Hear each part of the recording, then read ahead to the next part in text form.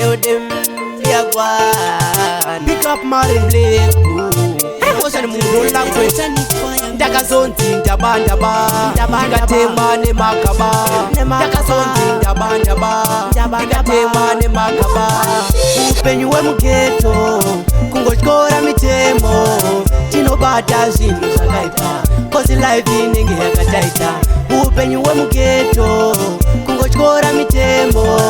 tinobata zvinhu zvakaipa cause life inenge yakataita dzimwe nguva tenge chida kumbogwangura asapana kana dziva rekuraura ndakaona fishpond ndikakwachura hove dzemupeti dzese ndikapakura kana drug redu rava zvimadhemo ukaramba tokuseta riri demo brongo tinodira mvura imomo tapedza totiza zvimoto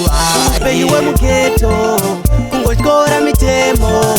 tinobata zvinhu zvakaipa cause life inenge yakataita upenyu hwemu-ghetto kungotyora mitemo tinobata zvinhu zvakaipa cause life inenge yakataita pakubhosha titori zvimabhosi takatakwa kunge bhuju kana pita toshi vamwe mai vakazondisiya mukoti ndave ndatora mari yavo by force tachi yakazondibvunza zvine kaindi